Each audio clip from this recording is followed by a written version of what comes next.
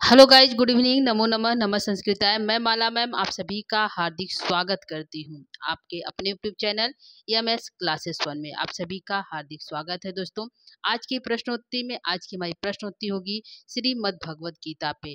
तो श्रीमद् भगवद गीता पे प्रश्नोत्तरी करेंगे, लेकिन यह लगा कहाँ पे है? तो यह UPLT ग्रेड के सिलेबस में लगा हुआ है। इसके साथ ही GIC जो यूपी का अभी आया है जस्ट, वहाँ पे भी यह जो है श्रीमद् भगवद गीता के श्लोक लगे हुए हैं।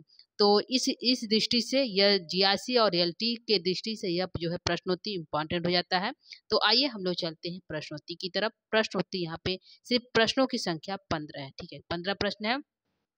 यहाँ पे कुछ श्लोकों के माध्यम से प्रश्नोत्तरी कराया जा रहा है दोस्तों। तो इससे पहले हमने जो है श्लोकों के माध्यम से प्रश्नोत्तरी कराया है। आज का जो प्रश्नोत्तरी है यह श्लोक संख्या जो है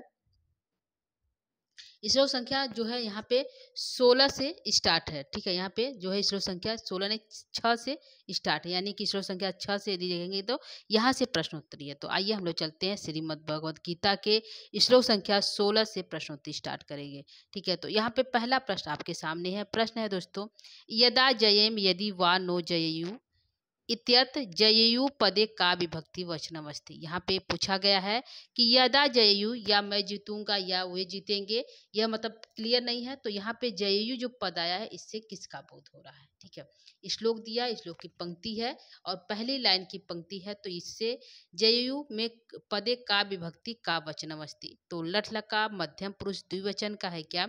लोट लकार मध्यम पुरुष एक वचन का है क्या? विधिलिंग प्रथम पुरुष बहुवचन का है क्या? या फिर लंग लकार प्रथम पुरुष बहुवचन का? कि यहाँ पे यह जययु बनता है हमारा लकार और विभक्ति और वचन में। ठीक है, तो प्रश्न संख्या पहले का आंसर क्या होगा दोस्तों? तो प्रश्न संख्या यहाँ पे पहले का आंसर हमारा हो जाएगा कि जो जययु है यह विधि लिंग में बनता है। पठेत पठताम पठेयु। तो यहाँ पे पठेयु बना है तो यहाँ पे जययु होगा।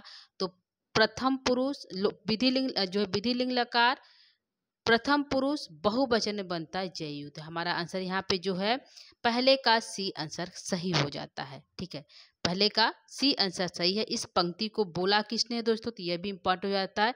इस पंक्ति के वक्ता कौन है? तो इस पंक्ति के वक्ता है अर्जुन। कौन है? अर्जुन। अर्जुन श्री कृष्ण से बोल रहे हैं। अर्जुन श्री कृष्ण से बोल रहे हैं कि हम यह भी नहीं जानते कि हमारे लिए युद्ध करना और न करना इन दोनों में कौन सा श्रेष्ठ है, और कौन सा से अथवा यह भी नहीं जानते कि हम जीतेंगे या हम लोगों से वे जीतेंगे, यह हम नहीं जानते।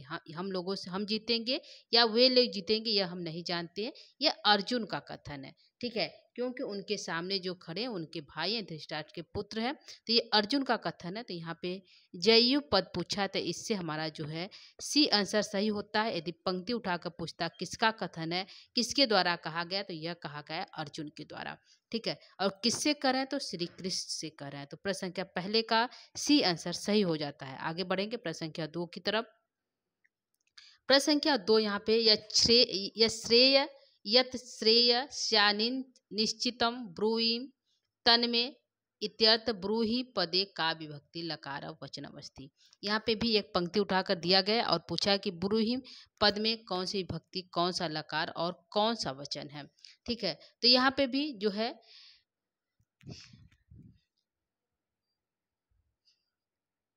यहाँ पे ब्रूहिम पद से कौन सी भक्ति, कौन सा लकार हुआ? तो ऑप्शन को देखेंगे। यहाँ पे लट लकार मध्यम पुरुष द्विवचन है क्या? लोट लकार मध्यम पुरुष एक वचन है क्या? विधि लिंग लकार प्रथम पुरुष बहुवचन है क्या? या लंग लकार प्रथम पुरुष बहुवचन है? कौन सा यहाँ पे सही होगा? ब्रूहिम पद कहाँ की विभक्ति, कहाँ का वचन है? तो प्रश्न संख्या 2 का यहाँ पे आंसर क्या होगा दोस्तों? तो प्रश्न संख्या 2 का आंसर लेंगे। यह आंसर जाएगा हमारा लोट लकार मध्यम पुरुष के एक वचन में बनता है ब्रूहि। तो प्रश्न संख्या 2 का यहाँ पे बी आंसर सही हो जाता है। ठीक है, तो यहाँ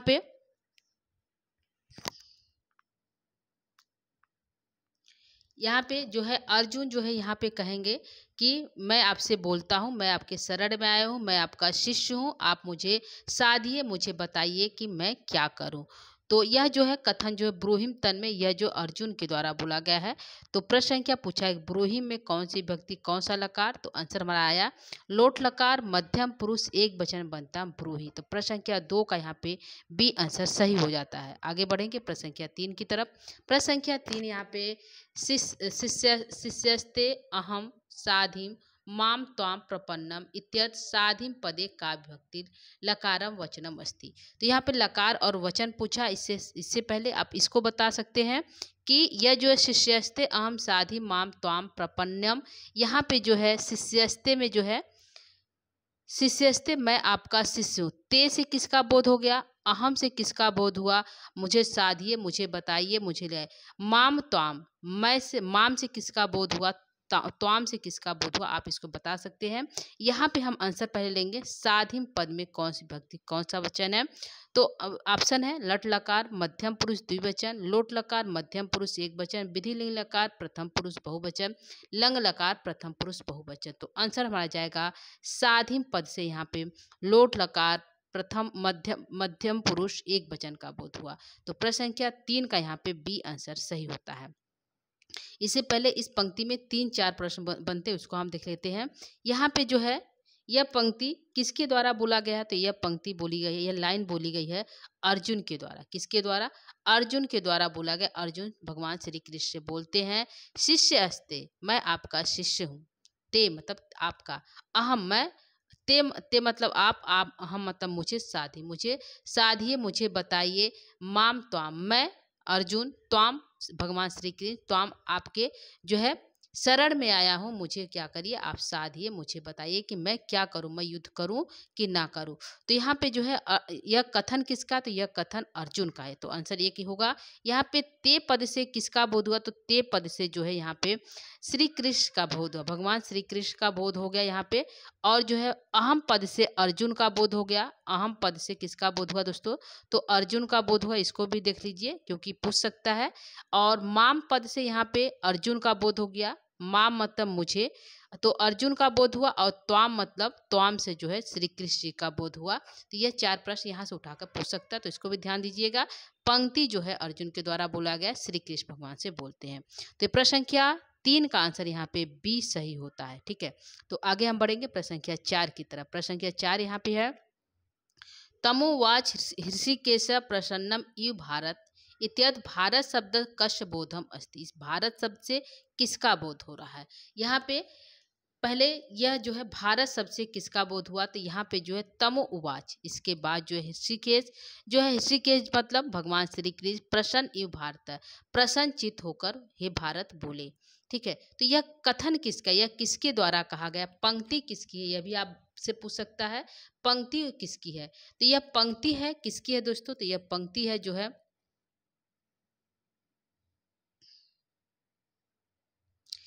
यह पंक्ति किसकी है, तो यहाँ पे देख सकते हैं अर्जुन का है, श्री कृष्ण का धिष्ठा भारत। तो यहाँ पे जो है हम पूछ रहे हैं, यहाँ पे 2 क्वेश्चन बना। ये तो है कि भारत शब्द किसके आया, इसका आंसर पहले देख लेते हैं कि भारत शब्द से किसका बोध हुआ। ठीक है, तो भारत शब्द से किसका बोध हुआ, अर्जुन का, श्री कृष्ण का, धृतराष्ट्र का या भरत का। तो प्रश्न संख्या 4 का यहाँ पे आंसर क्या होगा दोस्तों, तो प्रश्न संख्या 4 का आंसर हो जाएगा भारत शब्द से जो है यहाँ पे जो है धृतराष्ट्र का बोध हुआ। यहाँ पे भारत शब्द जो आया इस पंक्ति में, जो भारत शब्द आया वो धृतराष्ट्र है। कौन बोलते हैं इस पंक्ति को, इस पंक्ति को बोलते हैं, बोलने वाला वक्ता कौन है, तो बोलने वाले वक्ता है संजय। संजय जो है बोलने वाले वक्ता है, वह बोलते हैं हे भारत, यानी कि हे धृतराष्ट्र। वह तम उवाच, इसके बाद जो है ऋषिकेश जो भगवान श्री कृष्ण है वह प्रसन्न यू होकर बोले। ठीक है, तो प्रसन्न यू होकर बोले जो है कहाँ बोले, तो प्रसन्नचित होकर जो भगवान श्री कृष्ण बोले तो कहाँ बोले, तो सेनयोर मध्य, यानी कि दोनों सेनाओं के मध्य में जो है भगवान श्री कृष्ण विषिदंत जो शोक से ग्रस्त अर्जुन से बोले। तो यहाँ पे भारत जो शब्द आया, भारत शब्द से धृतराष्ट्र का बोध हुआ। किसके द्वारा यह पंक्ति कही गई है, तो यह पंक्ति कही गई है संजय के द्वारा। किससे कह रहे हैं, तो धृतराष्ट्र कह रहे हैं। तो इतना 3 प्रश्न यहाँ से बनता है दोस्तों, तो इसको ध्यान दीजिएगा। ठीक है, आगे हम बढ़ेंगे प्रश्न संख्या यहाँ पे जो है 4 के बाद 5वें प्रश्न की तरफ चलते हैं। 4 का आंसर यहाँ पे सी सही होता है। आगे बढ़ेंगे प्रश्न संख्या 5 की तरफ। प्रश्न संख्या 5 है तमु उवाच ऋषिकेश प्रश्न इव भारत इति कति उवाच। यह किसके द्वारा बोला गया है? तो अभी हमने बताया किसके द्वारा बोला गया दोस्तों, भगवान श्री कृष्ण के द्वारा, अर्जुन के द्वारा, धृतराष्ट्र के द्वारा या संजय के द्वारा। यह पंक्ति बोली गई है जो है संजय के द्वारा। किसके द्वारा बोला गया दोस्तों? संजय के द्वारा। किससे बोल रहे हैं? तो यह बोल रहे हैं धृतराष्ट्र से बोल रहे हैं। धृतराष्ट्र से बोल रहे हैं। कहाँ बोल रहे हैं? तो जो है हस्तिनापुर का जो महल है वहां पे जो है संजय धृतराष्ट्र से बोल रहे हैं। ठीक है, तो यहाँ पे संजय आंसर हो जाएगा। संजय बोल रहे हैं। किससे यदि पूछा किससे बोल रहे हैं तो धृतराष्ट्र से बोल रहे हैं, यह आंसर हो जाता। तो प्रश्न संख्या 5 का यहाँ पे डी आंसर सही होता है। आगे बढ़ेंगे प्रश्न संख्या 6 की तरफ। प्रश्न संख्या 6 है गता सुन अगता सुनश ना अनुशोचंती कह। तो यहाँ पे कह, यहाँ पे कौन जो है सोचता नहीं है, तो कौन नहीं सोचता है? प्रज्ञावादांश नहीं सोचते हैं, धृतराष्ट्र नहीं सोचते हैं, पंडिता नहीं सोचते या श्री कृष्ण नहीं सोचते। कौन नहीं सोचता है? तो आंसर क्या होगा दोस्तों प्रश्न संख्या 6 का? तो प्रश्न संख्या 6 का है यह पंक्ति किसके द्वारा बोला गया है, यह भी हो सकता है। तो पंक्ति बोली गई है जो है भगवान श्री कृष्ण के द्वारा। भगवान श्री कृष्ण कहते हैं जो गता सुन है, हे अर्जुन, जो गता सुन है, जो मर गए हैं, जो अगता सुन है, जो जीवित है, उनके लिए ना अनुशोचंती, सोचते नहीं। तो कौन नहीं सोचते हैं दोस्तों? तो प्रज्ञावादांश की धृतराष्ट्र की पंडिता की श्री कृष्ण। कौन नहीं सोचते हैं? तो प्रश्न संख्या यहाँ पे जो है आंसर हमारा जाएगा कि 6 का आंसर जाएगा पंडिता। कौन नहीं सोचते? पंडिता नहीं सोचते। तो प्रश्न संख्या 6 का यहाँ पे सी आंसर सही होता है। यहाँ पे भगवान श्री कृष्ण इस श्लोक के माध्यम से अर्जुन को बताना चाहते हैं कि तुम जिसके बारे में सोच रहे हो वो गलत सोच रहे हैं, क्योंकि जो पंडित लोग होते हैं वह मर जाने वाले के लिए और मरने वाले के लिए कोई शोक नहीं करते, और तुम क्या कर रहे हो? प्रज्ञावादांश प्रज्ञा ज्ञानियों जैसी बातें कर रहे हो, लेकिन तुम क्या कर रहे हो कि शोक कर रहे हो। जो सोचने योग बात नहीं, उस पर क्या करे? तुम सोच रहे हो, क्योंकि जो आया है उसकी मृत्यु निश्चित है। तो यहाँ पे प्रश्न संख्या 6 का आंसर जो है सी सही होता है। आगे बढ़ेंगे प्रश्न संख्या 7 की तरफ। प्रश्न संख्या 7 है श्रीमद् भगवद गीता में देहे कति अवस्था है। देह की कितनी अवस्था बताई गई है? 3 अवस्था, 4 अवस्था, 2 अवस्था या 5 अवस्था? कितनी अवस्था है दोस्तों? भगवान श्री की यानी भगवत श्री जो है श्रीमद् भगवद गीता के अनुसार जो है देहे कति अवस्था अस्ति। तो यहाँ पे देह की कितनी अवस्था है? तो देह की 3 अवस्था है दोस्तों। तो प्रश्न संख्या 7 का यहाँ पे जो है 7 की जो है ए आंसर सही होता है। कौन सही है? प्रश्न संख्या 7 का ए आंसर करेक्ट है। आगे बढ़ते हैं प्रश्न संख्या 8 की तरफ। प्रश्न संख्या 8 यहाँ पे है कौमारम यौनम जरा जो है भगवत गीता अनुसार एक कति अवस्था अस्ति। जो है किसकी अवस्था है? तो यह मोक्ष की अवस्था होती है क्या? आत्मा की अवस्था है क्या? देहीन की अवस्था है क्या? यह देह की अवस्था है? किसकी अवस्था है? भगवत श्री भगवत गीता के अनुसार यह किसकी अवस्था है? कौमारव यौनम और चरा।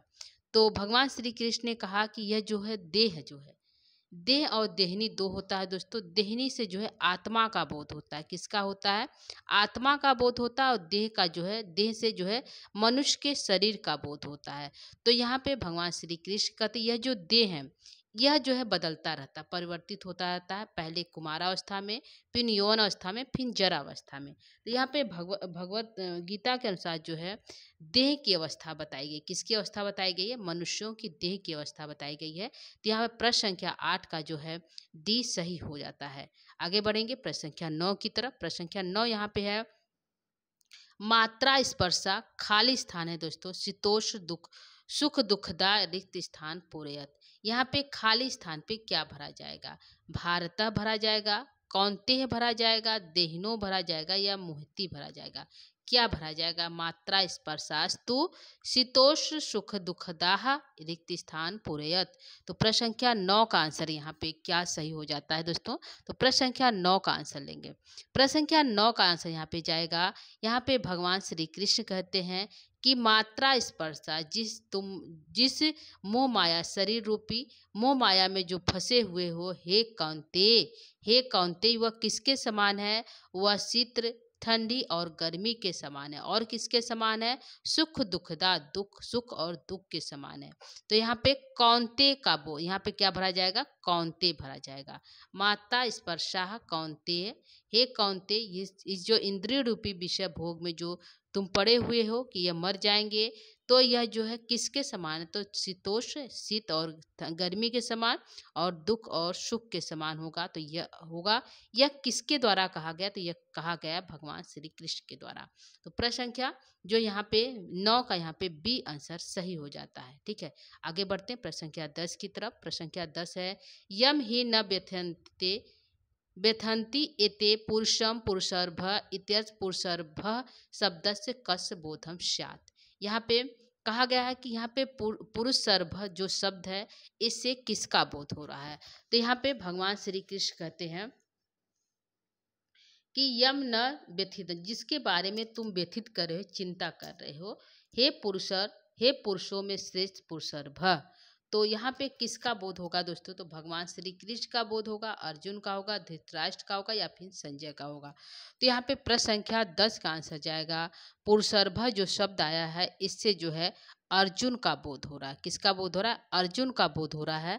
तो प्रश्न संख्या 10 का यहाँ पे बी आंसर सही हो जाता है। और यह पंक्ति जो है भगवान श्री कृष्ण के द्वारा कही गई है। भगवान श्री कृष्ण करते हैं, हे अर्जुन, हे पुरुषर्भ, पुरुषों में जो श्रेष्ठ है वह अर्जुन, हे पुरुषर्भ, तुम व्यथित्यन्ते, तुम जो है बेकार में ही क्या कर रहे हो?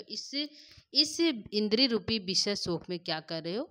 जो है व्यथित हो रहे हैं, चिंता कर रहे हो। ठीक है, तो यहाँ प्रश्न संख्या 10 का बी आंसर सही हो जाता है। आगे बढ़ेंगे प्रश्न संख्या 11 की तरफ। प्रश्न संख्या 11 कहता है, सम दुख सुखम धीरम सो अमृत्वाय कल्पते इति सुक्ति कश कथनम ग्रंथम भवति। यह सुक्ति किस ग्रंथ से लिया गया है? तो महाभारत से, श्रीमद् भगवद गीता से, कठोपनिषद से, या फिर किराता अर्जुनियम से। प्रश्न संख्या 11 का कौन सा आंसर यहाँ पे सही हो जाता है? तो प्रश्न संख्या 11 का यहाँ पे आंसर जाएगा सम दुख सुखदा। यह सूक्ति जो है श्रीमद् भगवद गीता से लिया गया है। तो प्रश्न संख्या 11 का यहाँ पे बी आंसर सही हो जाता है। यहाँ पे यह भी पंक्ति जो है भगवान श्री कृष्ण के द्वारा कहा गया है। भगवान श्री कृष्ण अर्जुन को समझाते हुए कहते हैं कि जो है, हे पुरुषों में श्रेष्ठ, यह जो है जो धीर पुरुष होते हैं, धीरम, जो धीर पुरुष होते हैं वह सम, वह बराबर रहते हैं। किस अवस्था में?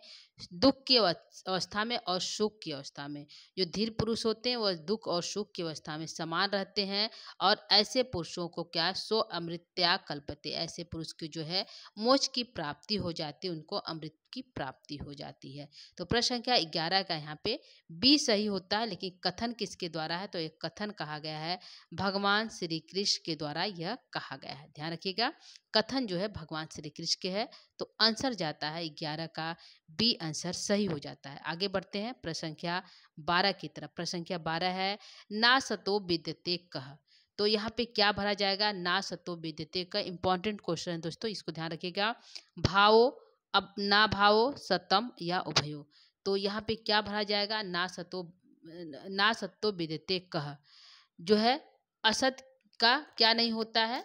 ना सत्तो नहीं होता है, असतो ना जो है क्या नहीं होता है? तो भाव नहीं होता है, ना अभाव नहीं होता है, सत नहीं होता है, कि उभव नहीं होता है। तो यहाँ पे ना सत्तो विद्यते कह, तो ना सत्तो विद्यते, असत, सत्य का क्या नहीं होता है? असत का क्या नहीं होता? तो भाव नहीं होता है। क्या नहीं होता है? भाव नहीं होता है। तो प्रश्न संख्या यहाँ पे 12 का जो है ये आंसर सही है। तो प्रश्न संख्या 12 का इसमें भगवान बताते हैं कि जो ना असतो, जो असत है, जो असत विद्वान है, उसका क्या होता है? भाव नहीं होता। इस संसार में उसका कोई भाव नहीं है।